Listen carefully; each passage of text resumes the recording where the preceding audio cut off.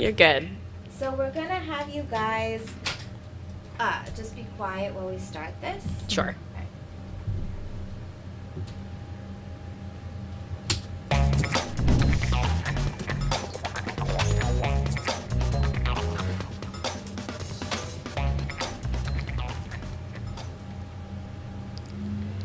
Aloha, everybody. Thanks for joining us here on the first episode of Covering the Cost with Annalisa Burgos. We are talking about all the things that make us love Hawaii and make us kind of cover, the costs of living here and just being able to survive here in Hawaii. And our first guest on this episode today is Genevieve Mama. She is with a local-based think tank nonprofit, Hawaii Appleseed, and we're going to be talking about this amazing new tool that you guys just launched. Yes. And so welcome. Thank you for being here Thank with you for us. having me. Mahalo for having me. I'm so excited to be here and to be the first guest. Wow, so honored.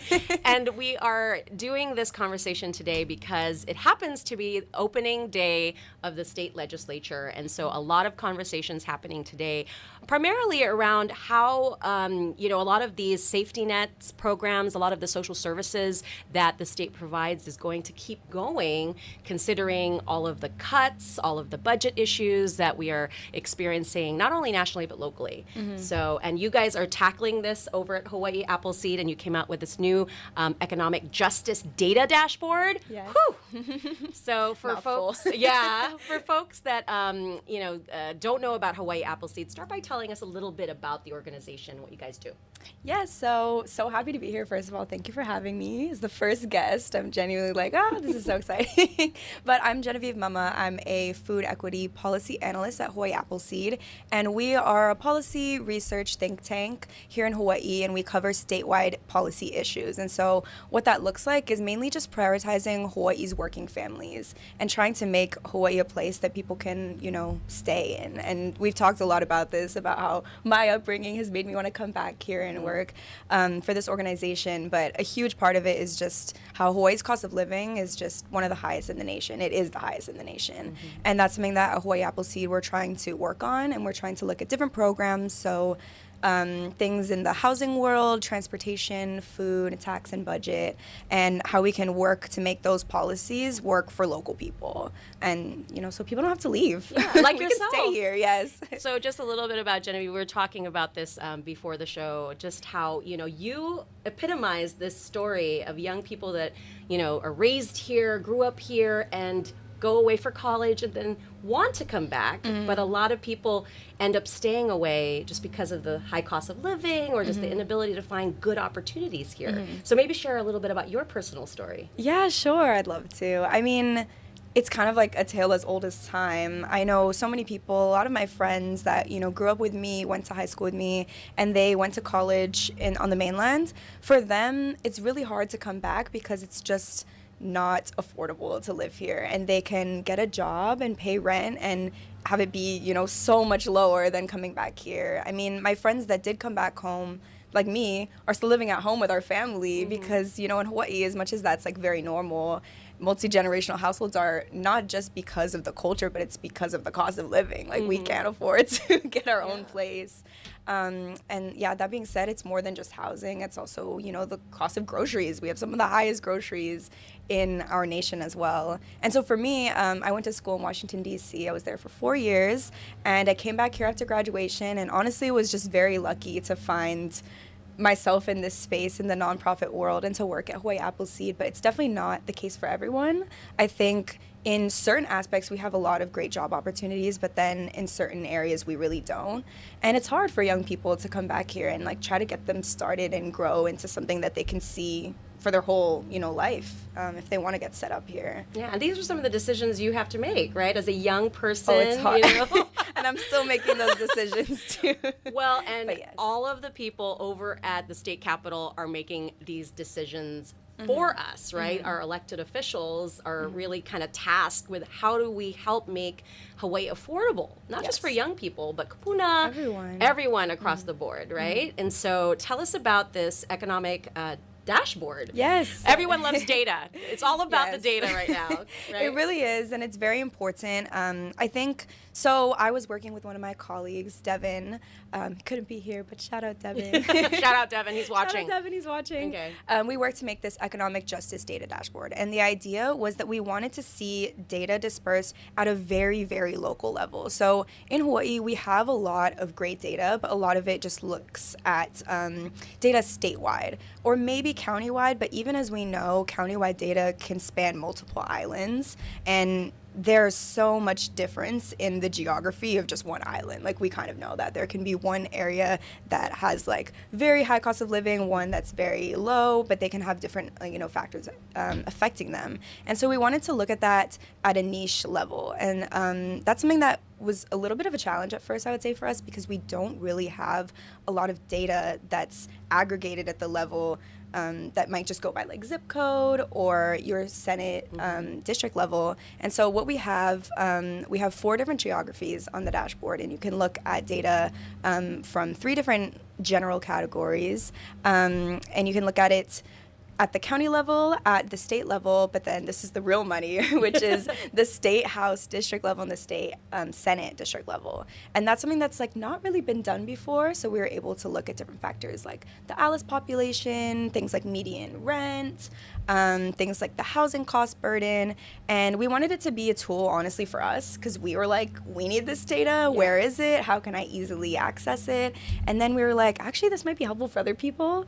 And we were thinking, with this launching right before the state legislative session, this could be really helpful for legislators so that they can easily look at their district, see the profile, and know like the quick stats about what it looks like in their district. Because I think a lot of times they do know a lot, but there's so much information coming at them, especially on like opening day, for example. I mean, I couldn't even park. Like I was having a hard time getting over there.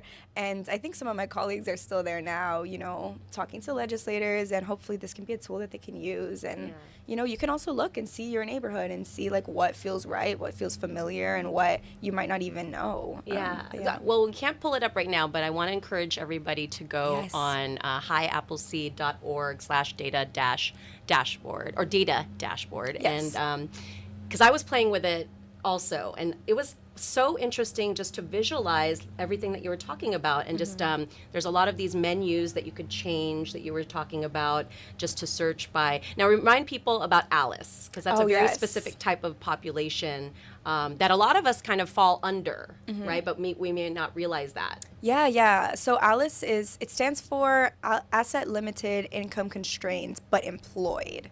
Sorry, so like working. So people that are working. Poor? Would you say working poor? Yeah, I think we try to like turn away from poor, but in a way it's people that are working, which honestly is so common in Hawaii, people that are working but are still struggling to do everyday things. So, just afford groceries, just like get to work, things like that. So it's you're working, but it's still not enough. Like you're having multiple jobs, like exactly. those types of situations. Yes. So like a lot of times it might be like a single parent household or people that are caregiving a lot, and there's like a calculation for Alice to find out which part of the population falls under, and you can go to their website and they have a really comprehensive Alice in Hawaii. But it does, we usually say it's somewhere around 300% of the federal poverty level, which also is not easy to understand, but higher than just like poor poverty level. But usually it's people that are still working and they're trying to provide, and it's usually more of a symptom of the factors of Hawaii or like the economy. Well, in addition to that, like you mentioned SNAP, and just what I found very useful about this app or this dashboard is that, like you said, you can compare different districts. You can see and across the state, right? So maybe I wanted to give you a chance to highlight some of the interesting findings that you guys came up with. And obviously you're using this as a tool to promote and advocate certain policies that would help these populations, right? Especially in this very difficult time. Yeah, definitely. So if people can go and check out the dashboard, that would be super great. There's a lot of really cool tools that it's more than just a map. So when you choose your variable, you can actually look at the map, find your district, find a district of interest to you. And once you click on it, you'll be able to see a profile of essentially all of the variables that we can offer you. We would love to add more, but you can see all of them, and you can even press the button at the top, and it will make like a PDF printout of that district profile. And so if there are any advocates or people that are trying to like push their own legislation, if that's really helpful to target a legislator, that's something they can do. Or if it's just helpful for you in your neighborhood, like community advocacy, that's also great. But I can talk a little bit about our indicators. So, you know, economic justice is what Hawaii Appleseed focuses on, but we do have these different issue areas. And so for me, I work on our food equity team, and we try to include a lot of different food equity variables. And I think one to highlight is really SNAP. SNAP is something that is, you know, largely used in Hawaii. I think there's about 155,000 SNAP users in our state, and it's really at risk right now. It's really something that's being attacked at the federal level, and for the first time ever, Hawaii is going to have to pay for SNAP. So for people that aren't familiar, that's food stamps, EBT is I feel like what we say Federally here. funded. And Yes, it shut yes. down during the federal shutdown. Oh my gosh, that was and crazy. that caused a lot of stress for a lot of people. So, and we Yes. covered that extensively. So, yeah, what's the what Yes. did you find with So SNAP? on the dashboard, if you go to look at the percentage of SNAP households, you actually see that we're at somewhere at the 50% SNAP household user range for most of Oahu. And if you look at all of the different districts, you can kind of see that most of the areas actually have a large amount of SNAP users. And this is by households, not by individual users. And even just like looking at the map, you'll see it's very dark blue, which means that we're kind of in a high area of usage, just across the state as well. And it's definitely something that we're focusing on, not exactly state policy level, because we know the state is already going to have to put forward all of these. They're going to have to front a lot of money because SNAP is getting cut at the federal level. And so we're definitely pushing for like small ways to kind of get more access to SNAP. And one of those is one that would help our kupuna. So for the food team, we're really pushing this one bill, which would allow the SNAP office to make it a lot easier for our kupuna to apply to SNAP. And it's called the Elderly Simplified Application Project. And that's one of our big things as well. It's very convoluted, Yeah. especially now with new guidelines. It's really right? hard. You have to have certain hours. It's just changed, and we've covered it extensively Oh, on Hawaii yes, News Now. yes, So, yes. so this would make it easier for our seniors. Yes, and we've been trying to get this. I think 25 other states actually have this. It's like a very easy way for a state to allow it so that the kupuna don't have to apply so often. So like instead of having to reapply every 12 months, it could be like 36 months. And so that's something that's, you know, in Hawaii, we want to make it easy for our kupuna. Our kupuna are keiki, you know, they eat first, they do everything first. You know, we have to make sure that it's easy for them to reapply and apply. And especially with all these crazy new implementations and work requirements coming down the line, we want to make it as easy as possible for people to access that program. So Yeah, it's definitely very one of our good. So things. that's food policy. Now, I wanted to, I guess, because it is statewide, are there certain ones that you're watching on Kauai, on Maui, in Hawaii County? Yeah. So we do a lot of statewide policy, but especially in a lot of our different issue areas, we do focus on also like county legislation, and we try to keep up to date with what the counties are doing specifically, or just what each island is doing differently. Honestly, to talk about transportation, one of our biggest priorities for our state legislative policy is to have free youth ride free on the bus. So on the bus, we're putting forward this campaign. We have a lot of other nonprofits working with us to have it so that youth can ride for free under 18. You know, just make it really easy. And that's right now actually it's just discounted. I think, right 'cause now my they kids have a ride the bus. discount fare. Yeah, I remember when I was growing up, you know, there wasn't even a whole car.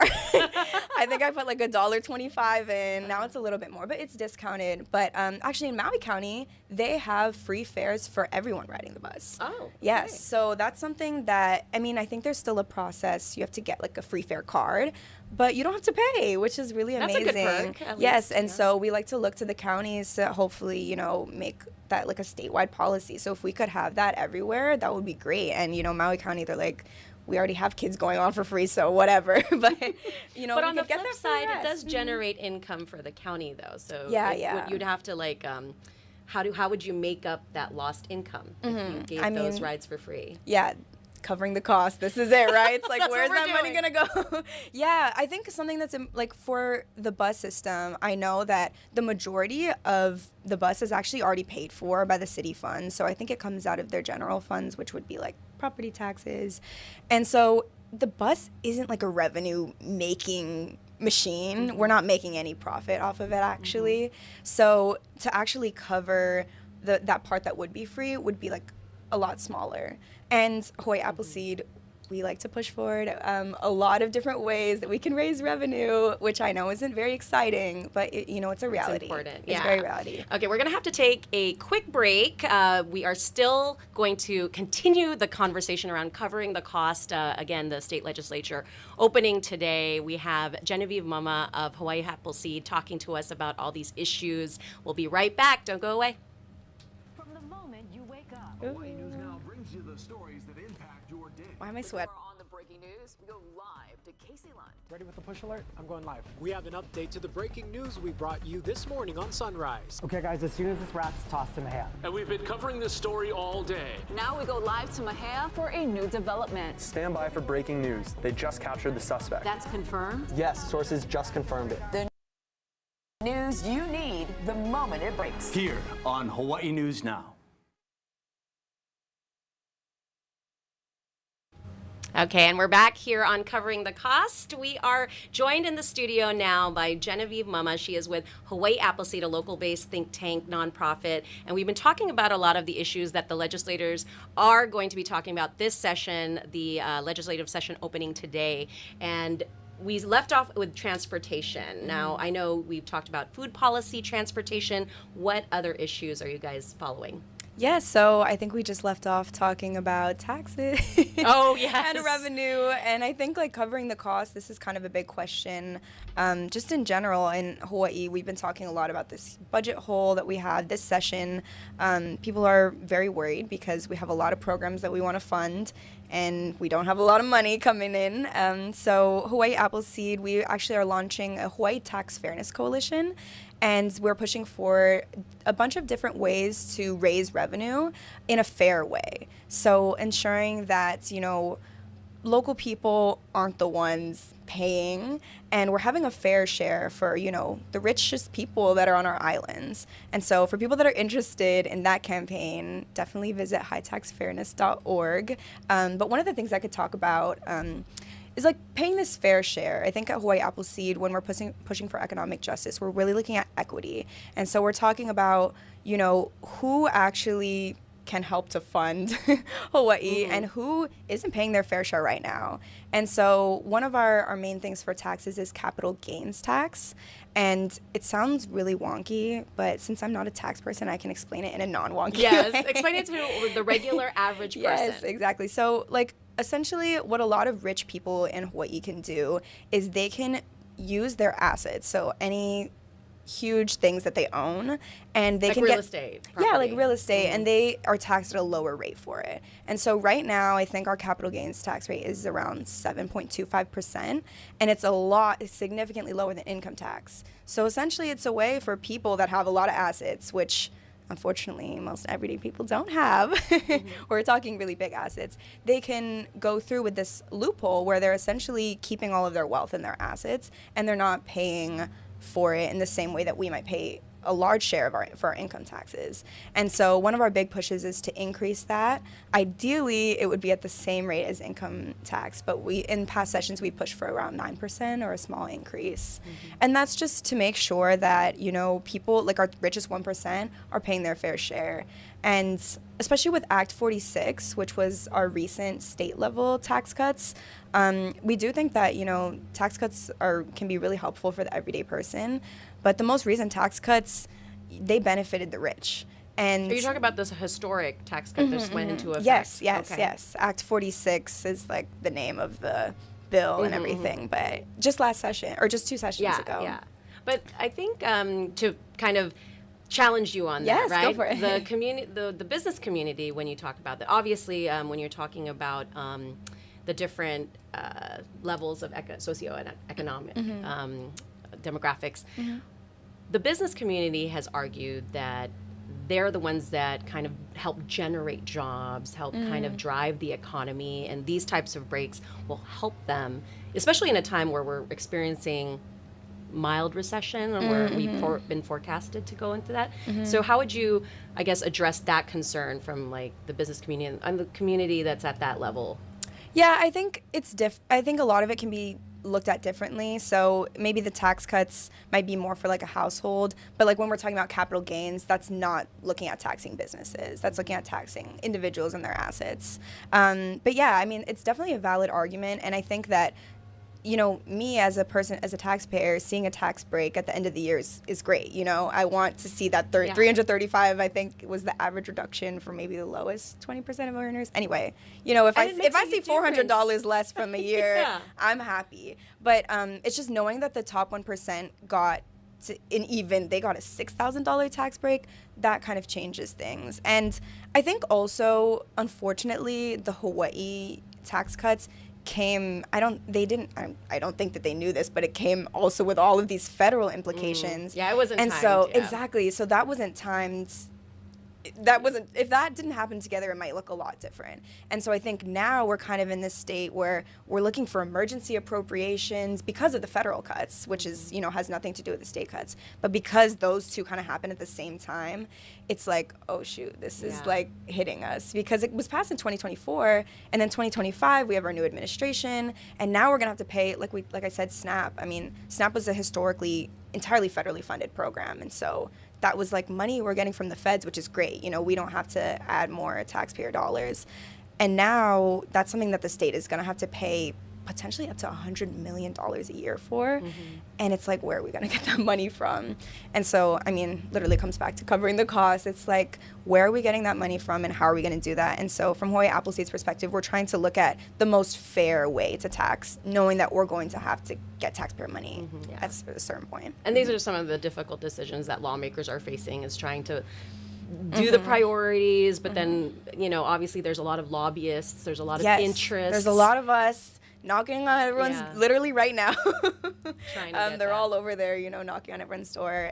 We try to we're a nonpartisan organization, so we really try to do the research and do the analyses so that we can be a resource. So a lot of lawmakers, what we want to do is we want to just give them the facts. So, you know, hence the data dashboard. Exactly. So the data dashboard is something that, you know, it's a resource for people and also for them, so that they can see, okay, if we are implementing this tax, this is how much revenue we're going to get. And if not, this is, you know, so we have different situations. But of course, it can be really hard because everyone's knocking on the door asking for money. And, you know, we're there too. Like, we're asking for, last session for the food team, we just passed an expansion of school meals. So now more people can have free school meals. There's now no longer that reduced price category, and that was a huge win for us, and we're really happy because, you know, our keiki shouldn't be hungry, but it's hard to ask for money from the state legislature because they're battling so many different priorities, different interests, and especially in a time not just federal cuts, but, you know, we are also struggling with tourism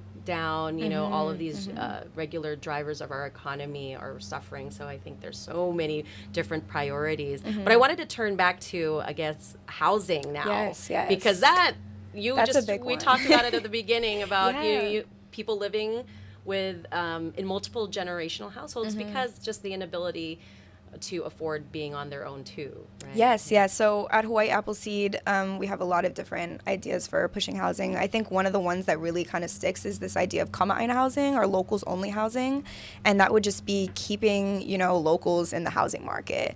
And this would just be an easy way for local residents to have access to that housing. It would actually even simplify the process for the city because they would be able to just focus on residents. And I think something that really everyone can, I mean, I don't know, I can't speak for everyone in Hawaii, but I think something that we all really feel in Hawaii that can just be really like tough to see is a lot of people from the mainland having a second home here that's not even used.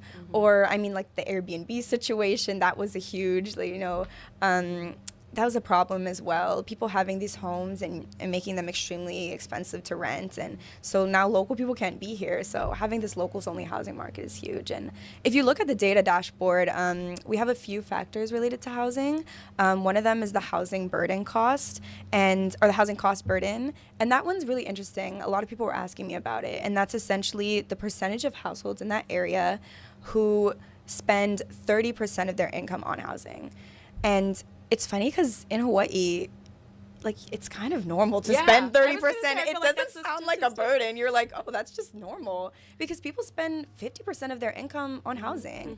And, you know, I think in the food world, these issues are also interconnected because whatever you're spending, you have to budget how much you have left for food, how much you have left for rent, how much for your kids and your family. So, yes, that's one of the ones we're pushing. And I think that's very interesting to explore. And you'll see that the housing cost burden is very high across Hawaii. And there have been discussions already about different types of, you know, kind of focused housing. Like, how do you kind of make it limit the houses available to investors, right? Or even just people from outside of the state that aren't living here full time. There was an interesting discussion I had. I don't know if there's a stance that Hawaii Appleseed has on this, but how the military impacts, you know, because so many people that are PCS'd here, you know, basically move here for their deployments or their work here through the military, don't kind of pay their taxes because they don't claim Hawaii as their residency. So I'm wondering, I don't know if that impacts. It's not really my expertise. Okay. I wish I could have our housing director here.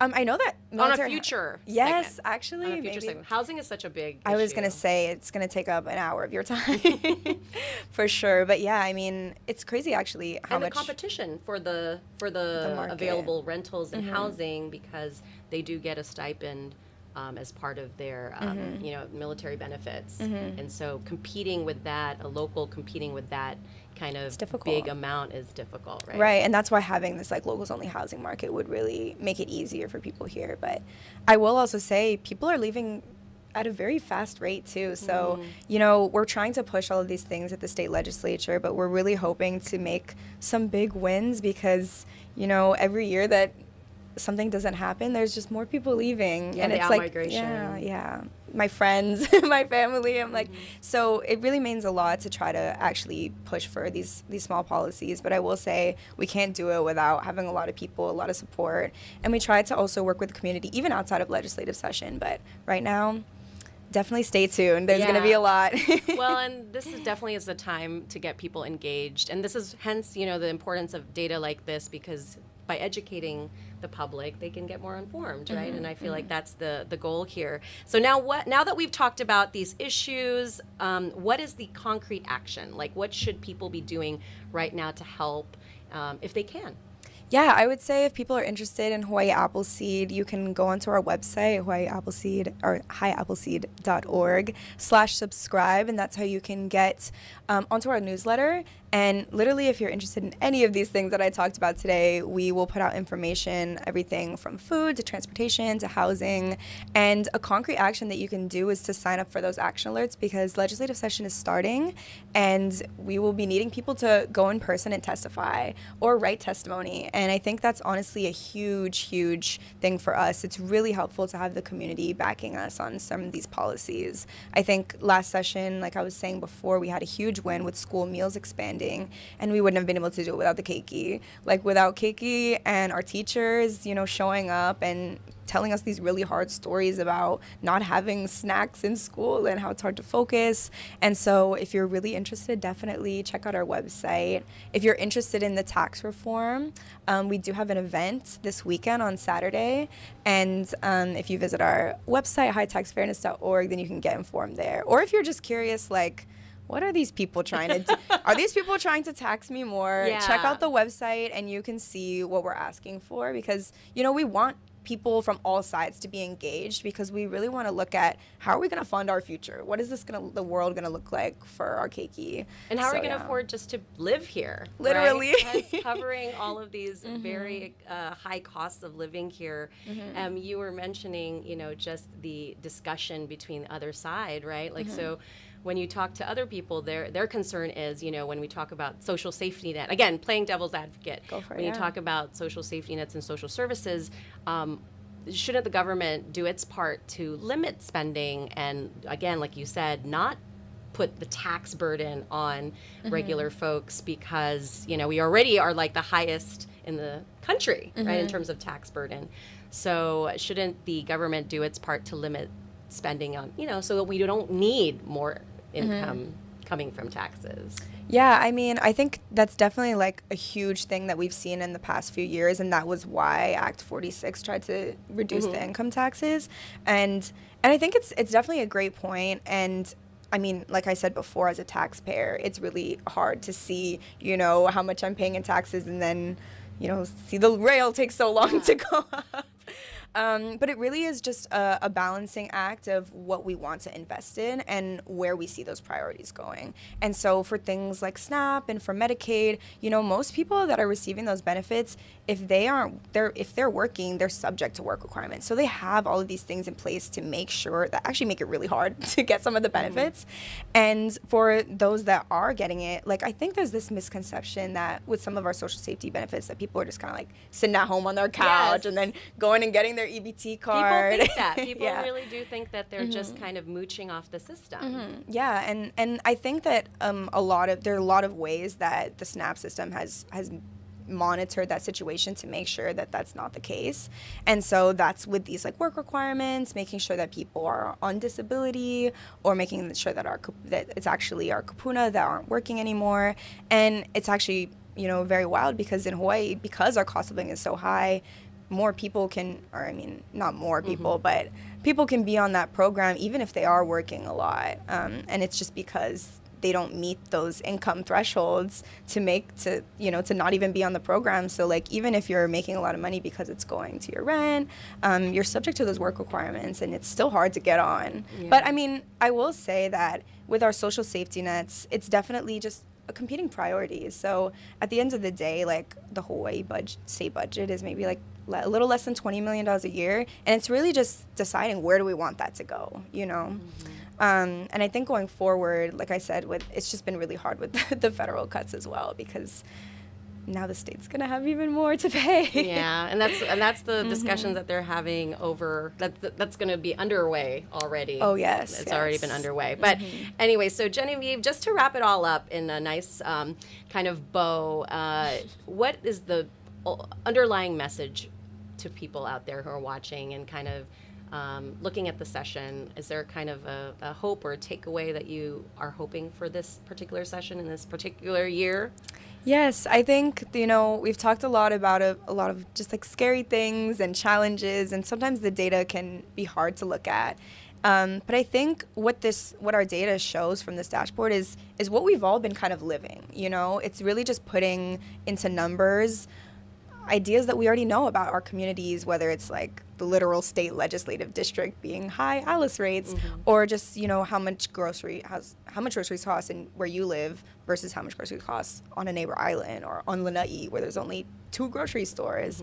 And so this session, I'm really just hoping that we can use this data to our advantage and to get people informed and involved, because I think in Hawaii, a lot of us feel like, oh, that's just how it is. Yeah. And what can I do? Like, there's nothing I can do. And I will say, getting involved in the state legislative session, you can make your voice heard. And if you're not making an actual change, you're getting involved with the people that want you and the people that need you to make action happen. So just getting involved in small ways, you know, it doesn't have to be going to testify.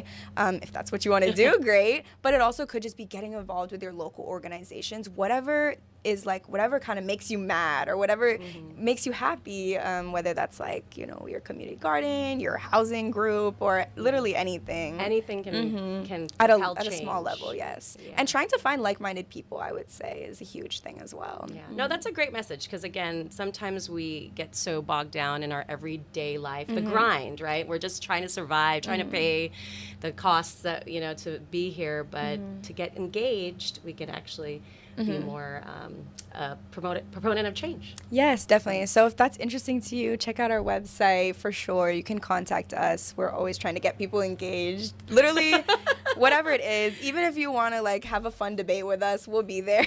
Yeah, for sure. Well, Genevieve, it was such a pleasure to meet you, and thank you for sharing this with us. Again, if you want to check out that economic data dashboard, such an interesting find.